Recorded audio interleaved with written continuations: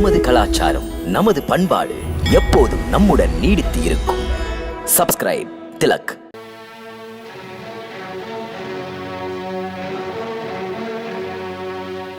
இவனை வாங்கிக் கொள்ளுங்கள்.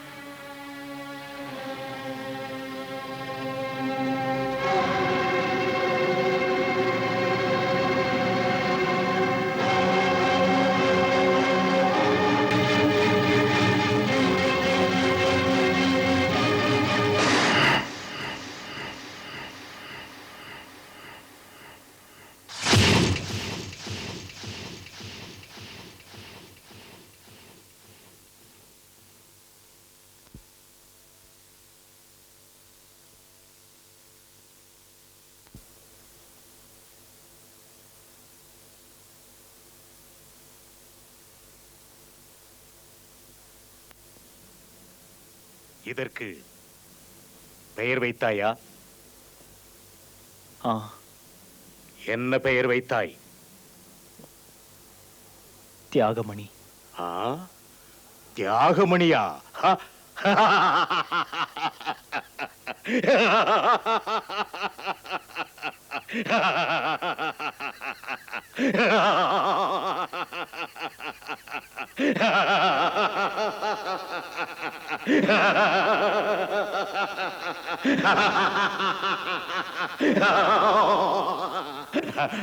சின்னஞ்சிறு மொட்டுக்கு இப்படி ஒரு பெயரா? தியாகமணியா?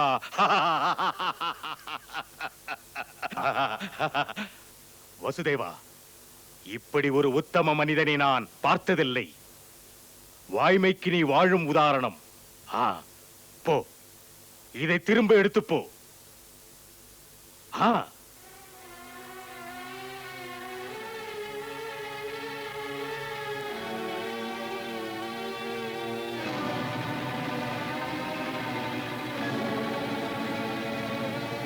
கம்சனுக்கு இந்த பிள்ளையிடம் பயமில்லை.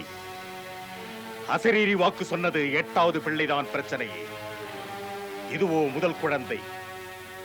கம்சன் இந்த பிள்ளையை கொல்வதற்கு தயாராக இல்லை. சென்றுவிடு, நிற்காதே.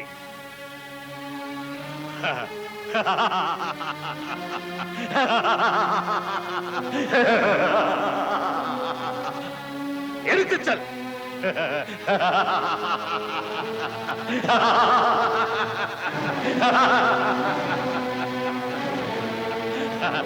போகும் ஒரு வார்த்தை.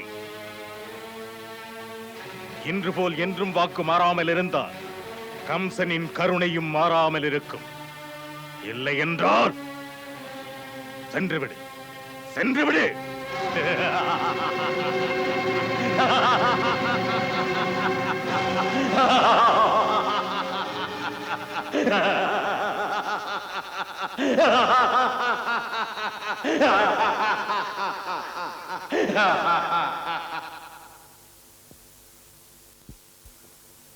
பிரபு, இது என்ன லீலை? இந்த பாவி கம்சனுக்கு நல்ல குணம் எப்படி வந்தது? கம்சன் மாறினால் கதை கூட மாறுமே. அசரீரி வாக்கு என்ன ஆவது? இளவரசே, என்னுடைய கருத்தை சொல்லலாமா? சொல். கம்சன் அடுத்தவன் சொல்வதை மனம் திறந்து கேட்பார். தலைவா, மாமன் என்ற பாசம் குழந்தையை விட்டீர்கள். இது உகந்ததல்ல. உகந்தது. இந்த பிள்ளையிடம் எனக்கு பயமில்லை. கம்சன் பயப்படுவது தேவகியின் 8வது பிள்ளையிடம்தான். மரண பயம் இருக்கலாம். மற்ற குழந்தைகளை கொல்லும் பாவத்தை நான் ஏன் சுமக்க வேண்டும்? இளவரசே, இந்த 5 விரல்களில் முதல் விரல் எது? 5வது எது?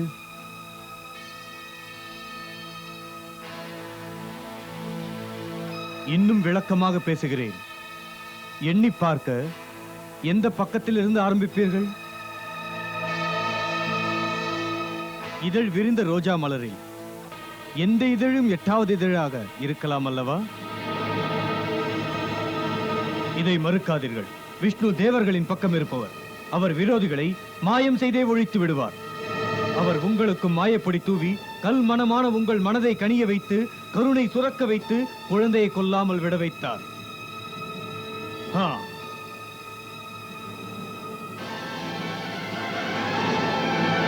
உங்கள் அதிர்ஷ்டம்தான் அசரீரி வாக்காக வந்து எச்சரிக்கை செய்தது. அதை அலட்சியப்படுத்தாதீர்கள். இது 8வது 7வது என்று எண்ணி பார்க்காமல் தேவகியின் எல்லா பிள்ளைகளையும் கொன்று விடுங்கள். பிறகு பிரச்சனை இல்லை, பிரச்சனை இல்லை. இல்லை என்றால் கம்சனே இல்லை.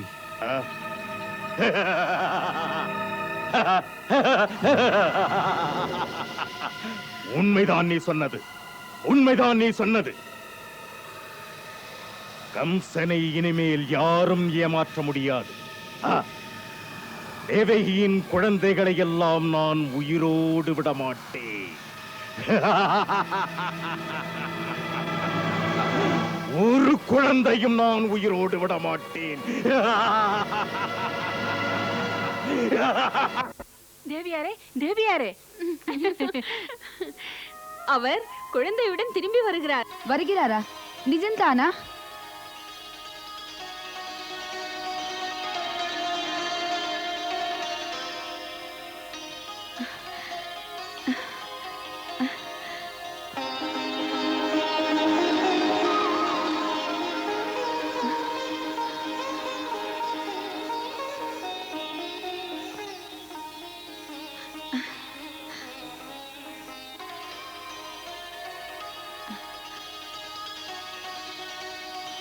பிள்ளையை தந்து விட்டாரா? ஆ.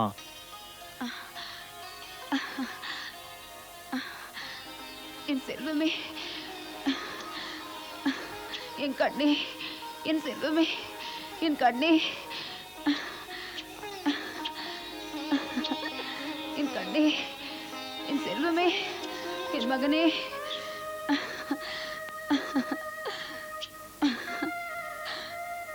என் செல்வமே, என் கண்ணே. தேவகி, பிள்ளையிடம் இவ்வளவு பாசம் வைக்காதே.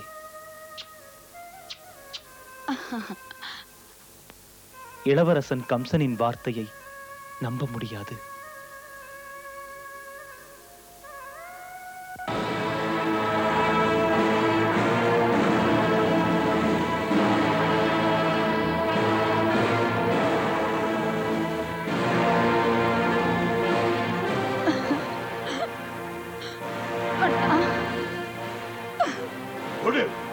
குழந்தையை என்னிடத்தில் கொடுத்து விடு. ஐயோ, தரமாட்டேன் அண்ணா, தரமாட்டேன்.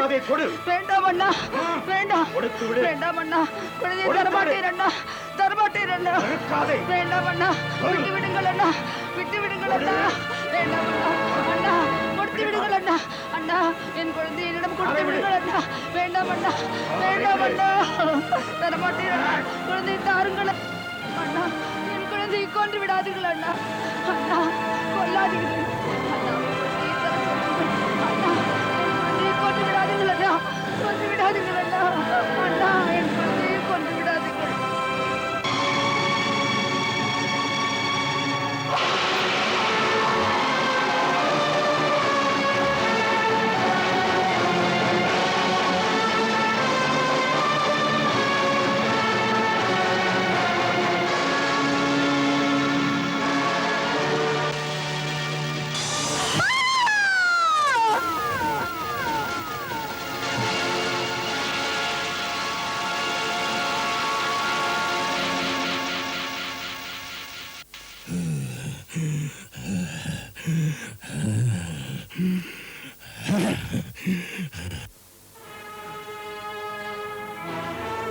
இழுத்துச் செல்லுங்கள் அவர்களை, இழுத்துச் சென்று சிறையிலே பூட்டி வையுங்கள்.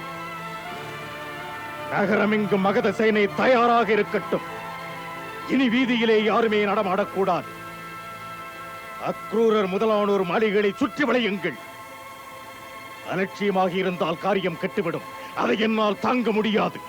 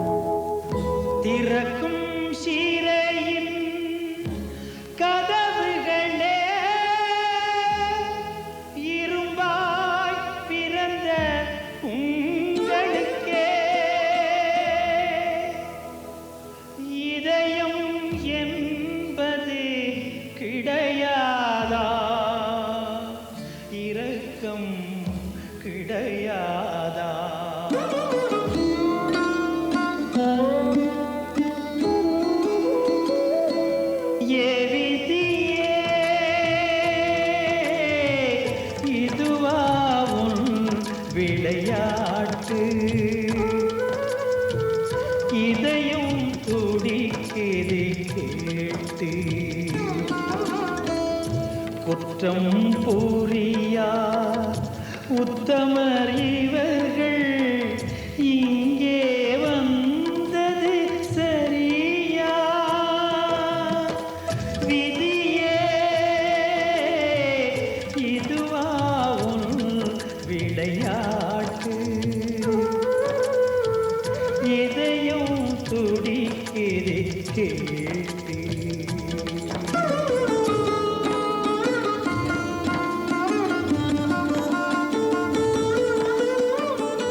பெண்ணின் கண்ணீர் பேசாத மௌனம் விண்ணையும் அசைக்கும் விபரீதமாகும்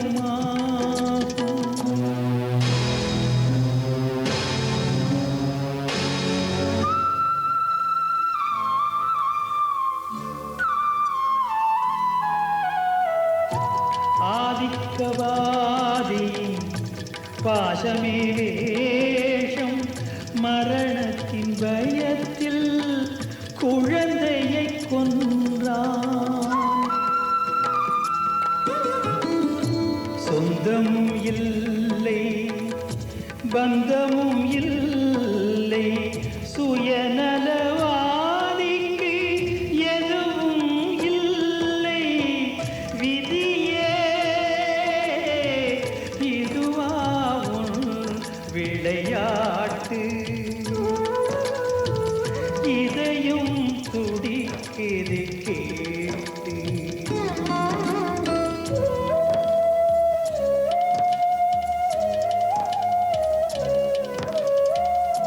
நல்லவர் எல்லாம் நமக்கென்ன என்று கல்லாயிருந்தால் உரிமைகள் ஏது பொறுமைக்கும் எல்லை பூமிக்கும் உண்டு பூமியின் கோபம் பூகம்பம் ஆகும் ஆணவக்காரன் கை ஓங்குவதாலே அன்பிற்கு சோதனையாகும் அடவிதியே இதுவாகும் விளையாட்டு இதயம் துடிக்குது கேட்டு சிறையில் வாழ்ந்த சிலரை கண்டு இறைவனும் வியந்தது உண்டு விதியே விதியே இதுவாகும் விளையாட்டு இதுவாகும் விளையாட்டு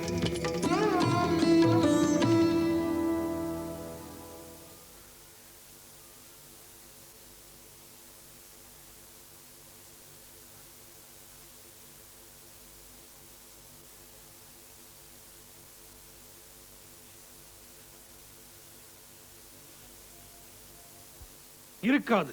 இதெல்லாம் என் ஆட்சியிலே நடக்கக்கூடியதே அல்ல. இது நடந்தது மன்னவா. உண்மையாக இது நடந்தது.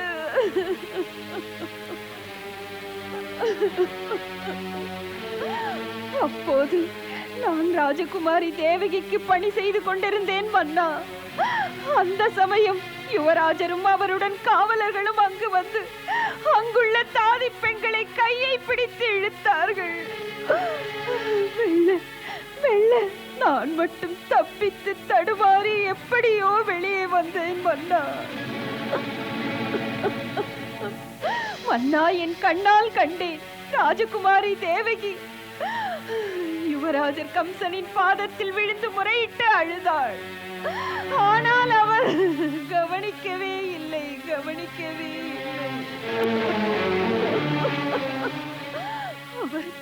அவர் சின்னஞ்சிறு பிள்ளையின் பிஞ்சு பாதங்களை பிடித்து இழுத்து பூ போன்ற குழந்தையின் மண்டையை மோதி உடைத்து விட்டார் மன்னா.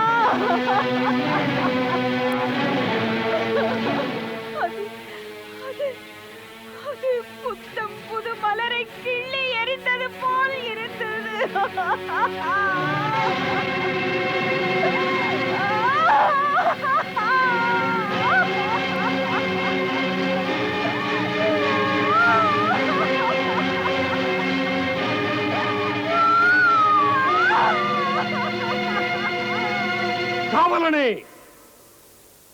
காவலனே, காவலனே! மன்னவா, சேனாதிபதி உடனே வந்து என்னை பார்க்க சொல். தங்கள் கட்டளை.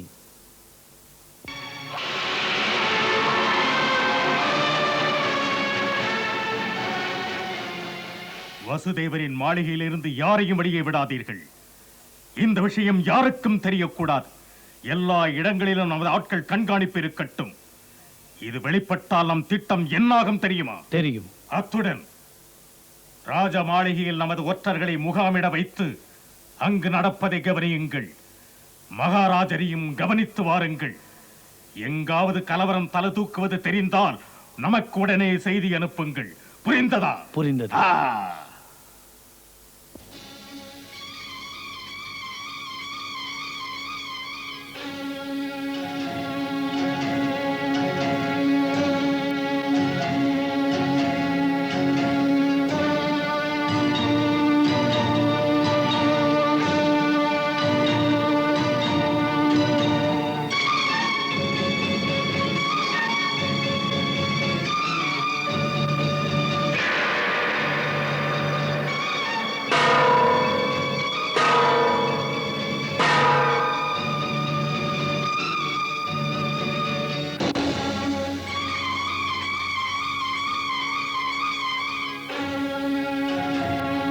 சேனை தலைவரே, நாம் கம்சனை பார்க்க வேண்டும் என்று சொன்னது என்னவாயிற்று? பார்க்க ஏன் அவன் வரவில்லை? நம் செய்தி கம்சனிடம் போய் சேரவில்லையா? மன்னவா, தாங்கள் தந்த செய்தியை ஒரு வீரன் மூலமாக யுவராஜர் மாளிகைக்கு அனுப்பிவிட்டேன். பிறகு ஏன் அவன் வரவில்லை? ஏன் எமது ஆணை அவன் அலட்சியம் செய்கின்றானா? வீரசேனரே, உடனே நீங்கள் காவலருடன் சென்று அவனை பிடித்து கையில் வழங்கிட்டு என் முன் கொண்டு வந்து நிறுத்துங்கள். அவன் ராஜ்யத்தின் குற்றவாளி. காவலர் வர வேண்டிய கஷ்டங்கள் எதற்கு மன்னா?